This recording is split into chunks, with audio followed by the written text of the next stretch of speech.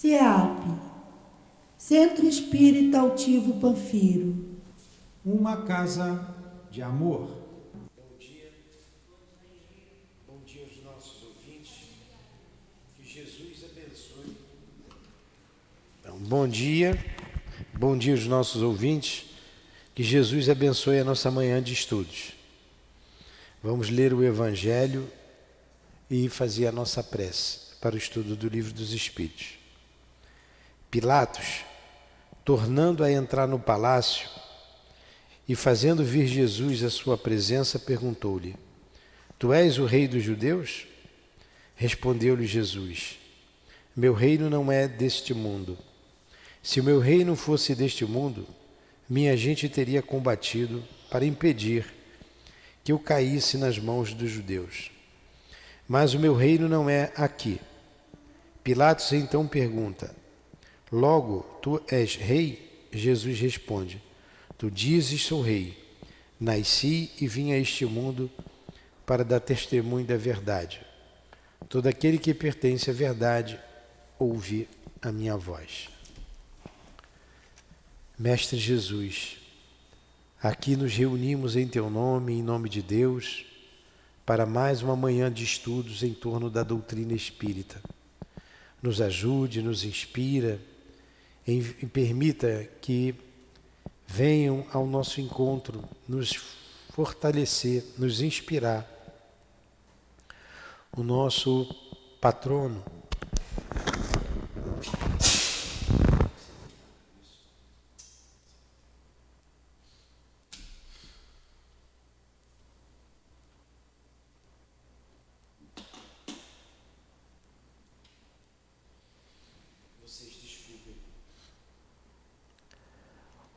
patrono, Eurípides Bassanufo, rogamos ao altivo e à direção espiritual da casa que nos fortaleça, que nos ajude a entender, a compreender, mas acima de tudo, nos proteja, nos acalme para o estudo desta manhã. Então, em nome do altivo, em nome da direção espiritual da nossa casa, do nosso Eurípides Bassanufo, em nome de Leon Denis, de Allan Kardec, em nome do amor, em nome do nosso amor, mas acima de tudo, em nome do amor de Jesus Cristo e de Deus nosso Pai, damos por iniciados os estudos desta manhã. Que assim seja. Então vamos lá. A gente está aqui na introdução do Livro dos Espíritos. Estamos no final, né? É o último parágrafo, é o penúltimo. Os espíritos se manifestam espontaneamente. Então vamos lá. Na penúltima página aí, na página 34, que ele está fazendo um resumo da doutrina espírita, né? Aí faltou aqui. Os espíritos se manifestam espontaneamente ou mediante evocação. Podem-se evocar todos os espíritos, os que animaram homens obscuros, como dos personagens mais ilustres, qualquer que seja a época em que tenham vivido, os dos nossos parentes, de nossos amigos ou de nossos inimigos, e deles obter, através das comunicações escritas ou verbais, conselhos, informações sobre sua situação de além-túmulo, sobre seus pensamentos a nosso respeito, assim como as revelações que lhes é permitido fazermos. Então tem duas maneiras dos espíritos se apresentarem para a gente. Espontaneamente, eles aparecem, eles escrevem, eles falam, ou se a gente evocar, se a gente chamar. Nós começamos com uma prece evocando os guias da casa, evocando o patrono, Eurípides Bassanufo. Os diretores da casa podem estar, o altivo, eu sempre começo evocando o altivo. Claro, ele é o diretor da casa. Ele vai estar sempre presente aqui. Ele pode ter um a fazer, pode ter algo a fazer. Se ele não estiver, se ele não puder, ele vai enviar alguém. Porque é em nome dele, a casa está no nome dele, mas a gente sabe das ocupações dele. Ele pode estar, mas pode também não estar. Eurípides Barçanufo é um espírito de alta envergadura moral. Nós evocamos.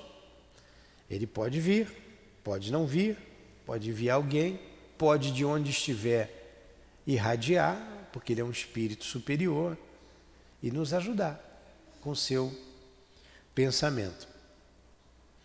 Então nós evocamos os espíritos aqui, nós chamamos para esse estudo. Alguma dúvida, Paulinha? Vamos lá. E aqui uma coisa também que ele está falando aqui, que é muito importante, é para a gente entender que essas revelações, né, essas evocações, elas podem até acontecer, mas os espíritos só vão revelar aquilo que lhes é permitido, porque eles têm sempre, né, principalmente com respeito à doutrina, né, sempre alguém que está ali sob o controle daquela comunicação, principalmente dentro da casa espírita. Senão a gente, né, poderia perguntar coisas, né, descabidas, e não é assim que funciona, tem regras, né? Existem regras. Nem tudo é permitido saber. No outro parágrafo. Os espíritos são atraídos em razão de sua simpatia pela natureza moral do meio que os evoca. O que ele está dizendo? Os espíritos são atraídos em razão da sua simpatia pela natureza moral do meio que os evoca. Qual a natureza moral desse meio, deste meio que nós nos encontramos? O meio é o lugar. Então o meio, é o ambiente, ele é, né, físico, o meio é fluídico, o meio é espiritual. Então nós estamos aqui no meio físico, a cadeira, o clima, enfim. E fluídico, que também não deixa de ser físico, que é construído pelas forças mentais dos desencarnados e encarnados aqui presentes. Então aqui é um ambiente de estudo, um ambiente de trabalho. Então o meio fluídico é construído desses sentimentos, oriundos do estudo, do trabalho realizado aqui. E os espíritos que estão aqui, que a gente sempre evoca, né? A direção da casa. Então eles vêm para cá por essa natureza, vêm para aprender, vêm para estudar, vêm para ensinar, vêm para apoiar, vêm para nos ajudar.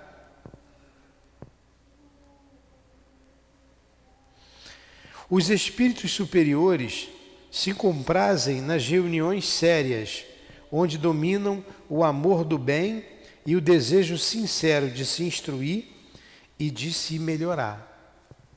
A gente está com o desejo sincero de se instruir? Você despencou da onde para cá, Paulinha? Lá do Valqueire. É lá de Deus me livre. Que lugarzinho longe. Vila Valqueire. Que lugar horroroso aquele. Então, ó, veio de longe, né, distante. Não veio para brincar. Veio para se instruir. Poxa, como que a gente tem que ser recebido? Como que ela tem que ser recebida aqui? Pelos espíritos superiores, espíritos que, não, se não puderem estar aqui, pensarão no ambiente para receber todos nós. Porque eles vêm nos lugares que as pessoas querem se instruir, querem se melhorar, é o que a gente deseja. Sua presença afasta destas os espíritos inferiores, que encontram, ao contrário, um livre acesso e podem agir com toda a liberdade entre as pessoas frívolas ou guiadas apenas pela curiosidade, e onde quer que se encontrem maus instintos. Longe de se obter deles bons conselhos ou informações úteis, não se deve esperar deles senão futilidades, mentiras, brincadeiras de mau gosto ou mistificações, pois frequentemente tomam nomes venerados para melhor induzir ao erro. Então, se você vai num ambiente de brincadeira, um ambiente que não é sério, não vai ter espírito sério. Vai ter espírito que quer brincar.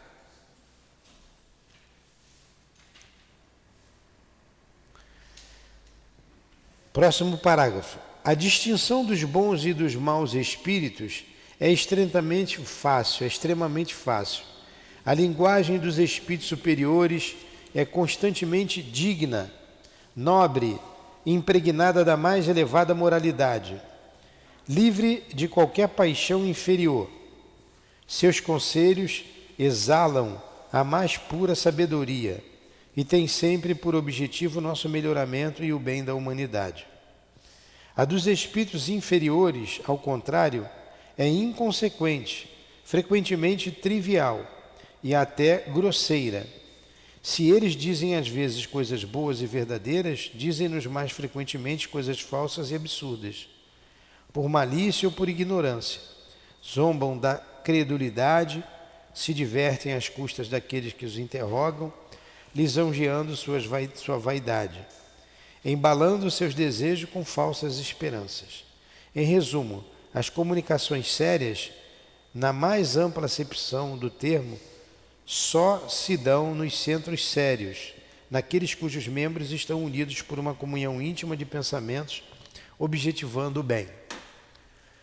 Eu sei que às vezes é cansativo, porque eu estou lendo, vocês não estão com o livro, vocês chegaram hoje. Mas é por isso que eu explico. Vocês já frequentaram alguma casa espírita alguma vez? Já? Qual a casa que você frequentou?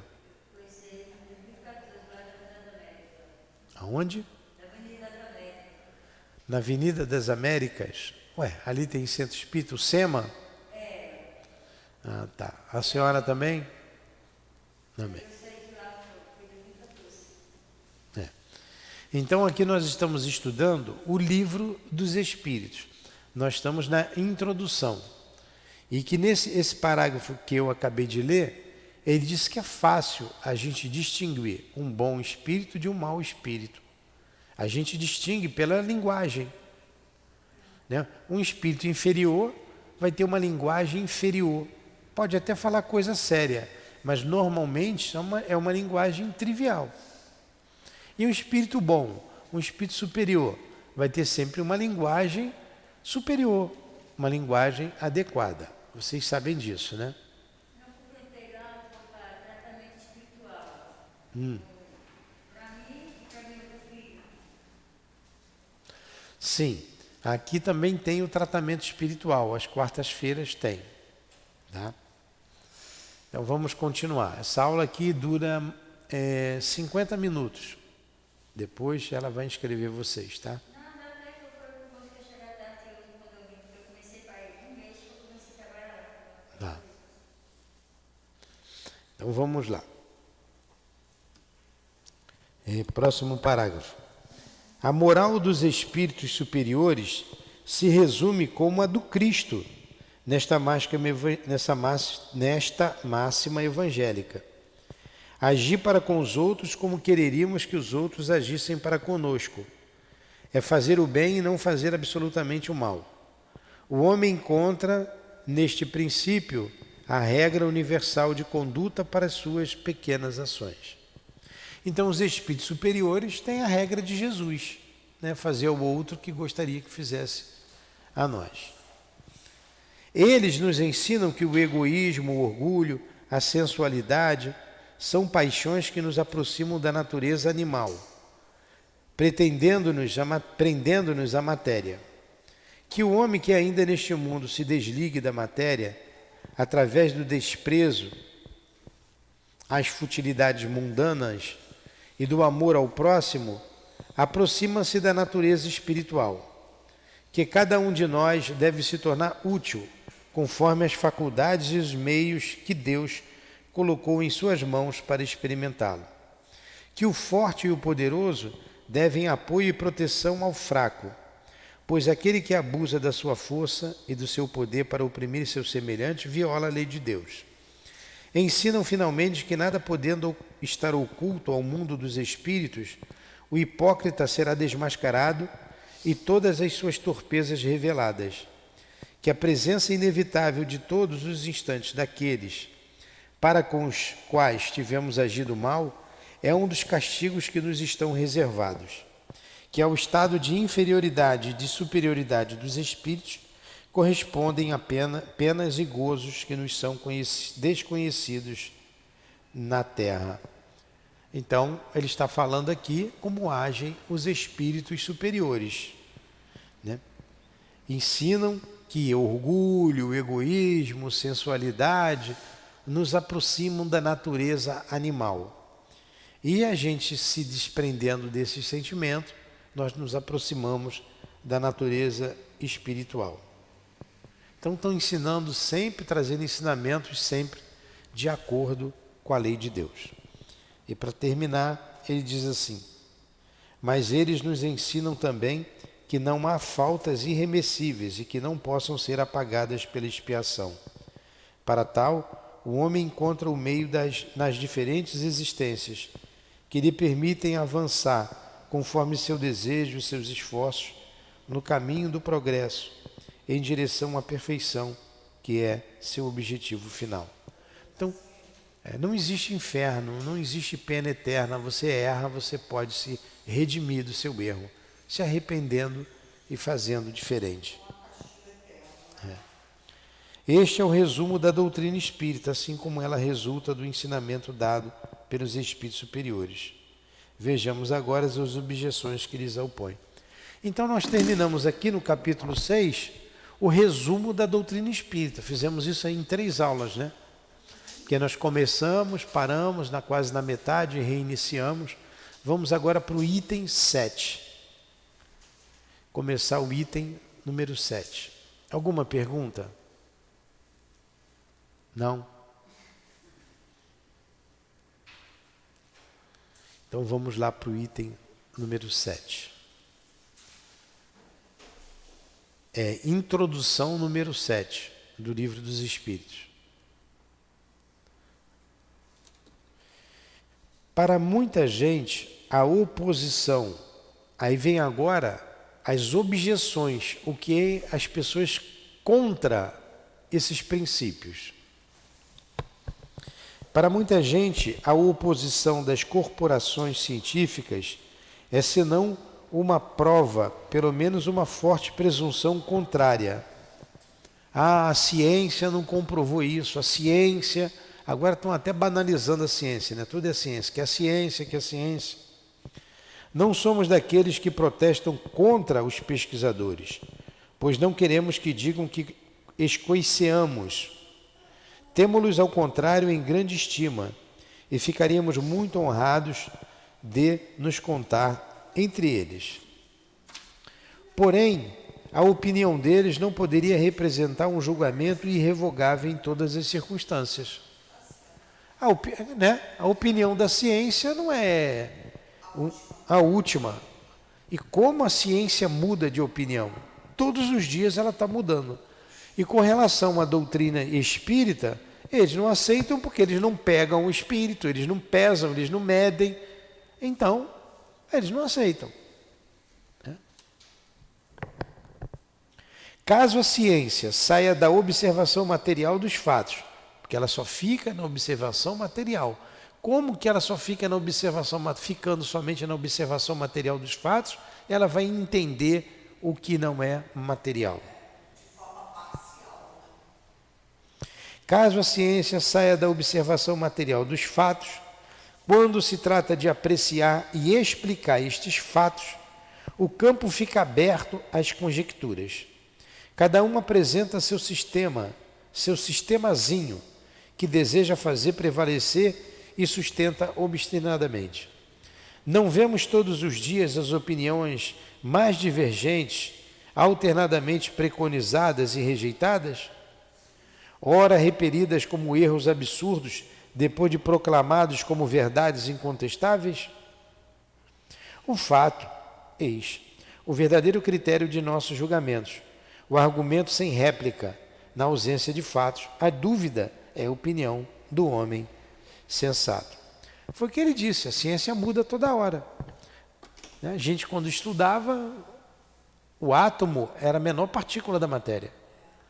E há muito tempo que não é mais. Então ela mudou de opinião. Não é o átomo a menor partícula da matéria. né? O átomo vem se subdividindo, estão achando partículas cada vez menores. Um dado científico hoje, amanhã ele é derrubado por outro dado científico, né? Ela avança muito rápido. Alguma pergunta? Nenhuma pergunta? Nenhuma colocação? Vamos lá.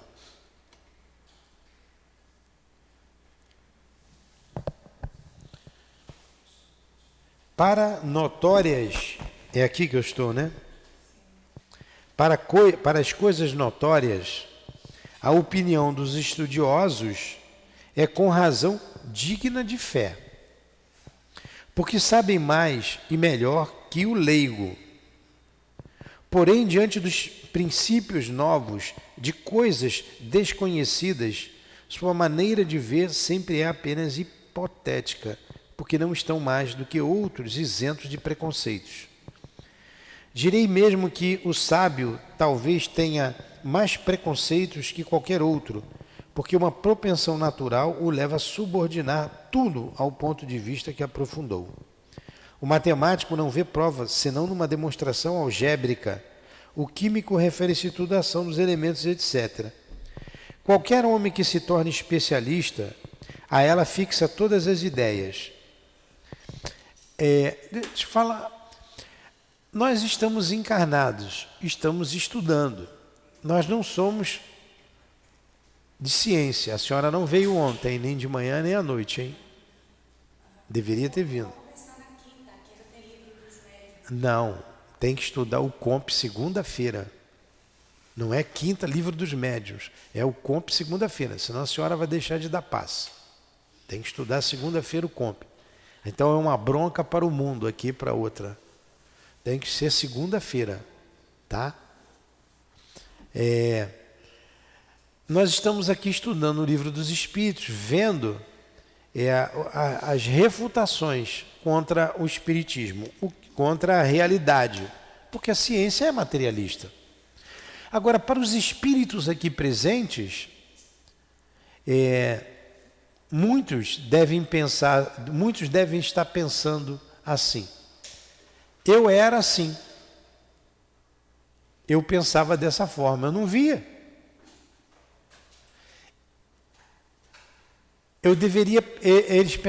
Muitos pensavam assim.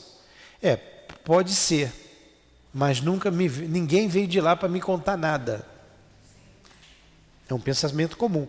Mas hoje eles estão desencarnados, estão ouvindo e vendo a realidade. Tudo isso aqui é para dizer que a morte não existe, que nós somos espíritos imortais, que nós estamos num corpo. Tudo é para isso. Porque eu sei que tem espíritos desencarnados aqui assistindo a aula com diversos graus de entendimento, de compreensão a respeito da vida, com tanta dificuldade de entender quanto nós outros encarnados têm. Agora, para eles, como dissemos, para vocês desencarnados, é bem mais fácil, porque nós estamos falando de vocês. Nós estamos falando que vocês existem. É o que nós estamos falando. Para eles fica bem mais fácil a compreensão. De fato eu existo, de fato eu não morri. O que ele está lendo ali é uma realidade. Até porque nós pensávamos assim, éramos contra. E alguns até, muito inteligentes, diziam: a ciência não comprovou nada. Agora, diante dos fatos, não há contestação. Certo? Então, eu falei aqui para os espíritos agora desencarnados. Então, os homens de ciência continuam dizendo aqui, qualquer homem que se torne especialista, aí é Kardec dizendo, qualquer homem que se torne especialista, a ela fixa todas as suas ideias, tira-o daí, e ele, com frequência, divaga, porque quer submeter tudo ao mesmo cadinho. É uma consequência da fraqueza humana. Consultarei, portanto, de boa vontade e com toda a confiança, um químico sobre uma questão de análise, um físico sobre a potência elétrica, um mecânico sobre uma força motriz. Porém, eles me permitirão, e sem que isto atinja o respeito que seu saber especial lhes confere, não ter a mesma consideração por sua opinião negativa acerca do espiritismo, não mais do que pelo julgamento de que um arquiteto sobre uma questão de música. Por mais que o cara seja químico, que ele entenda de química, ele não pode opinar a respeito de arte. Como um arquiteto, se ele não conhece, como é que ele vai dar uma opinião sobre música? A não ser que ele seja um arquiteto e músico. A não ser que o outro seja arquiteto, seja químico e artista. É o que ele está dizendo. Então, por mais respeito que a gente tenha a um matemático, ele não pode opinar a respeito da doutrina espírita, a não ser que ele estude a doutrina espírita e, baseado naquilo que ele leu, ele apresente a sua refutação, a sua ideia contrária. E não simplesmente dizer não acredito, não aceito, isso é um absurdo. Tem que analisar. As ciências comuns fundamentam-se nas propriedades da matéria, que se pode experimentar e manipular à vontade. Os fenômenos espíritas baseiam-se na ação inteligente que possuem sua vontade e nos provam a cada instante que não se encontram à disposição dos nossos caprichos. As observações não podem, portanto, ser feitas da mesma forma. Elas requerem condições especiais em outro ponto de partida. Querer submetê-las aos nossos procedimentos comuns de investigação é estabelecer analogias que não existem. O que ele está dizendo aqui? A ciência material, as coisas se repetem da mesma forma em tudo quanto é lugar. Se eu botar uma água no fogo, ela vai chegar no seu ponto de ebulição a 100 graus, não é?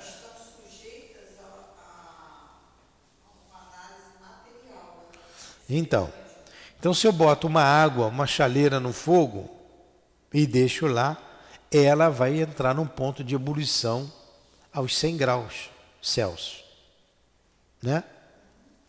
Se você deixar a água ali no fogo 10 minutos, ela não vai aumentar a temperatura, ela vai continuar fervendo a 10 graus Celsius.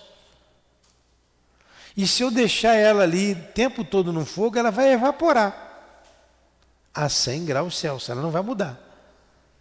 Se eu pegar essa mesma chaleira e levar lá para os Estados Unidos e ferver, botar ela no fogo, ela vai entrar no seu grau de ebulição a 100 graus Celsius.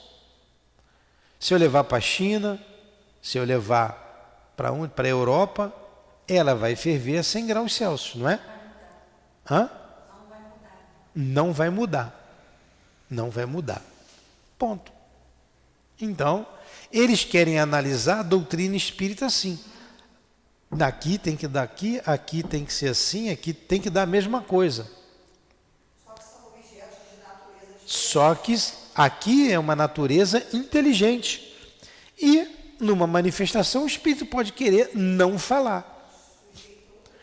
O espírito pode divergir de ideias. Você faz a mesma pergunta para 3 espíritos respondem de maneira diferente. São pensamentos diferentes, são individualidades diferentes.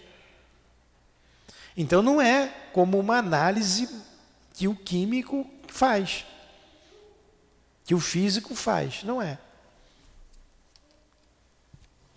Porque a gente está lidando com inteligências. A ciência propriamente dita é, pois, como ciência, incompetente para se pronunciar na questão do espiritismo. Ela não tem que se ocupar com isso, e seu julgamento, qualquer que seja ele, favorável ou não teria peso algum. Não teria peso algum. O espiritismo é o resultado de uma convicção pessoal que os sábios podem ter como indivíduos, abstração feita de sua qualidade de sábios. Mas querer entregar a questão da ciência equivaleria a que uma assembleia de físicos e astrônomos decidisse sobre a existência da alma. Com efeito, né? Muito bom, né? Com efeito, o espiritismo está todo na existência da alma e no seu estado após a morte.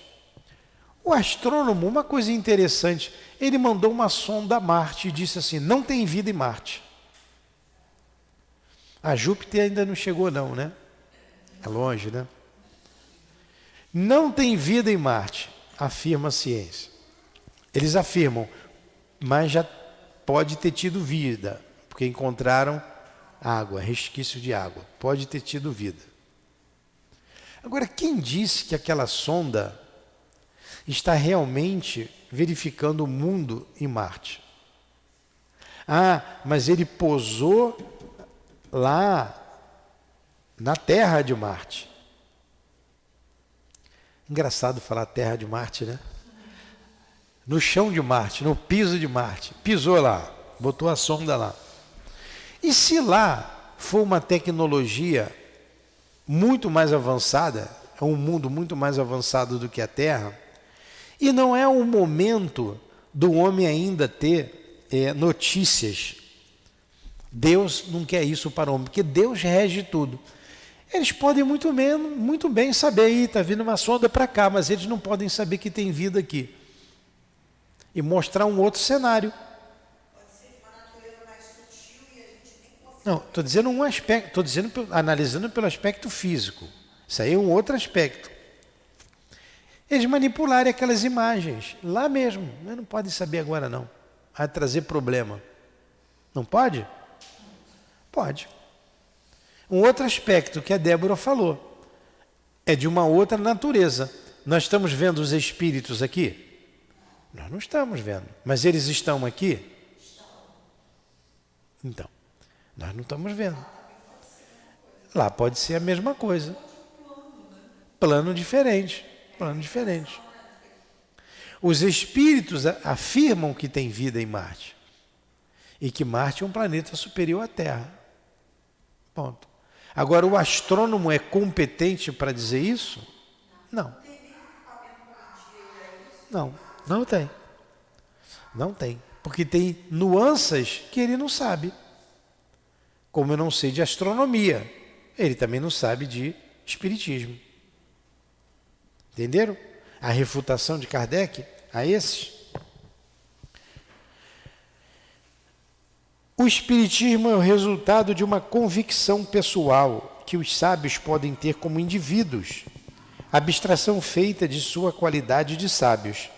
Mas querer entregar a questão à ciência equivaleria a que uma assembleia de físicos e astrônomos decidisse sobre a existência da alma. Com efeito, o espiritismo está todo na existência da alma e no seu estado após a morte. Ora, é soberanamente ilógico pensar que um homem deva ser um grande psicólogo, porque é um grande matemático ou um grande anatomista. O anatomista, dissecando o corpo humano, procura a alma e, já que não a encontra sob o escalpelo, como aí encontra um nervo ou porque não a vê, evolar-se como um gás, daí conclui que ela não existe. Porque se coloca do ponto de vista exclusivamente material. E é isso mesmo, né? Por isso que diz que tudo aquilo que eu desconheço não existe para mim. Pois é, tudo aquilo que eu desconheço não existe para mim. O camarada abre o corpo, ele vai ver ali coração, um anatomista, fígado, intestino, rim, vai ver, osso, mas ele não vai ver a alma. Ele não vê uma fumacinha, a alma foi embora, ele não vai ver. Aí ele conclui, a alma não existe, o homem é só corpo. Eu não vejo, eu não estou pegando nada, mas isso é do ponto de vista dele. A alma não é material. Fala, Conceição. Além da condição dele não conseguir ver, ele também disseca o cadáver morto. Além da condição, além dele não ver, o quê? Ele disseca, ele procura do cadáver morto. A alma já sabe.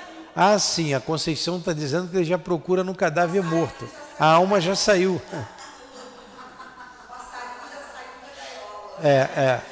A alma já saiu e está procurando ali num cadáver, um cadáver. Não precisa dizer cadáver morto, né? É um pleonasmo, num cadáver. É isso mesmo. Porque se coloca do ponto de vista exclusivamente material. Disto decorre que ele tenha razão contra a opinião universal? Não. Vedes, portanto, que o espiritismo não é da alçada da ciência. Quando as crenças espíritas se popularizarem, quando forem aceitas pelas massas e se julgarmos pela rapidez com a qual elas se propagam, esse tempo não pode estar muito distante. Acontecerá com elas o que se dá com todas as ideias novas que têm encontrado oposição. Os sábios se renderão à evidência. A isto chegarão individualmente pela força das coisas. Até lá, é intempestivo desviá-los dos seus trabalhos especiais, para constrangê-los a se ocuparem com algo estranho, que não está nem nas suas atribuições, nem no seu programa. Enquanto isso, aqueles que sem um estudo prévio e aprofundado da matéria se pronunciam pela negativa e ridicularizam quem quer que não seja de sua opinião, esquecem que aconteceu o mesmo com a maioria das grandes descobertas que honraram a humanidade.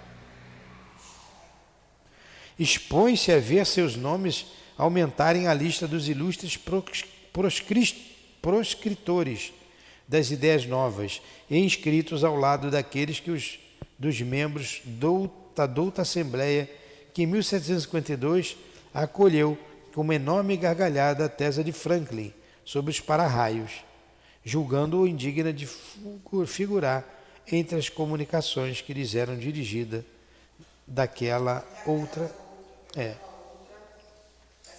que fez a França perder o benefício da iniciativa da Marinha a vapor.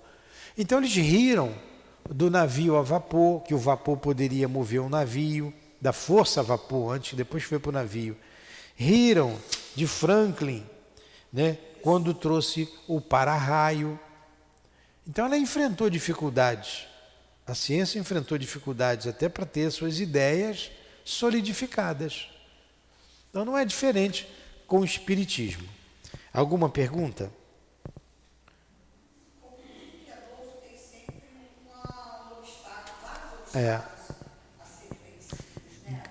Grande essa introdução 7, né?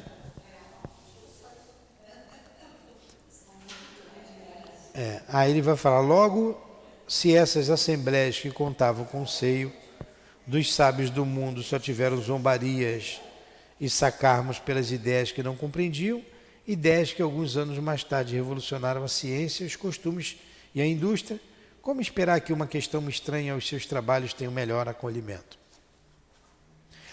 Esses erros de alguns, deploráveis para sua memória, não poderiam retirar nossa consideração por eles em função dos títulos que adquiriram, a outros respeitos. Mas está necessário um diploma oficial para se ter bom senso? E será que fora das cátedras acadêmicas existem apenas tolos e imbecis? Só eles que são inteligentes? Quem não é um acadêmico é imbecil? Lancem os olhos sobre os adeptos da doutrina espírita e ver-se-á se nela se encontram apenas ignorantes. E se o número imenso de homens de mérito que tem abraçado permite relegá-lo ao rol das crenças simplórias. Seu caráter, seu saber, valem a pena que se diga, já que tais homens afirmam nisto deve haver pelo menos alguma coisa. Repetimos ainda que, se os fatos com os quais nos ocupamos se tivessem limitado ao movimento mecânico dos corpos, a pesquisa da causa física desse fenômeno entraria no domínio da ciência. Porém, desde que se trata de uma manifestação fora das leis da humanidade, ela sai da competência da ciência material, pois nem pode ser explicada pelos algarismos, nem pelo poder mecânico. Quando surge um fato novo que não ressalta de nenhuma ciência conhecida, o sábio, para estudá-lo, deve abstrair-se de sua ciência e dizer a si mesmo que para ele é um estudo novo e que não pode ser feito com ideias preconcebidas. Então ele está dizendo que a ciência não é competente para dizer que se o espírito existe ou não existe. E nem humilde para dizer que não reconhece ainda aquilo porque ainda é desconhecido. Também tem isso. Muitos desses se consideram deuses, né? E aí eles negam. Aí negam. É mais fácil. Como diz, a maioria se acredita a Deus, né? E o que sobra tem certeza que é. Então vamos terminar o último parágrafo, termina a nossa aula. Você só chega no final da aula? Eu cheguei atrasada. Não, toda aula você chega atrasada. O homem que acredita que sua razão é infalível está bem perto do erro. O homem que acredita que sua razão é infalível está bem perto do erro. Até mesmo aqueles que possuem as ideias mais falsas se apoiam em sua razão, e é em virtude disso que rejeitam tudo que lhes parece impossível. Aqueles que outrora repeliram as admiráveis descobertas com as quais a humanidade se honra, apelaram todos a esse juiz para rejeitá-las. O que se chama razão não é frequentemente senão o orgulho disfarçado, e quem quer que se creia infalível, coloque-se igual a Deus. Dirigimo-nos, pois, àqueles que são bastante ponderados para duvidar do que não viram e que, julgando o futuro pelo passado, não acreditam que o homem tenha chegado ao seu apogeu, nem que a natureza tenha virado para ele a última página do seu livro. Ficou bem claro aí esse estudo? Eu sei que para alguns fica um pouquinho cansativo, né? Mas foi bem elucidativo. Está apresentando o livro. Alguma pergunta? Não? Você vai estudando o livro, você vai, quando você volta a reestudar de novo, você vai tendo uma base assim, você vai aprender algumas coisas, você vai analisando, né? Você vai dando repetições. Isso mesmo. Aí a gente não fica mais perdida quando você entra assim já. Sabe quando você sai do bolso? Você vai... Então vamos fazer a nossa prece, encerrar o estudo, vamos ter um intervalo aí de 15 a 20 minutos e reiniciarmos o estudo com o livro A Gênese. Nós te agradecemos, Senhor, pela manhã de estudos, agradecemos a Allan Kardec, o seu trabalho, a sua inteligência, o seu bom senso colocado para a nossa análise nessas introduções do Livro dos Espíritos. Obrigado a Leon Denis, aos guias que se esforçam para nos dar a força necessária para a devida compreensão dessa extraordinária obra, o Livro dos Espíritos, o livro que trata da vida. E o que há de mais importante, Senhor, do que a vida? Agradecemos e sabemos que Tu viestes para os simples, e aqui estamos nós, os simples, buscando entender a razão da vida, o porquê da vida, no Livro dos Espíritos. Inspira-nos sempre, Senhor, ajuda-nos nesta compreensão e permita que sempre estejamos acompanhados desses espíritos superiores que vêm junto daqueles que querem se instruir, que querem aprender. Muito obrigado por tudo. Muito obrigado a Allan Kardec e a Leon Denis. Muito obrigado a essa casa de amor. Obrigado ao altivo. Obrigado aos guias aqui presentes. Obrigado, Eurípides Bassanufo.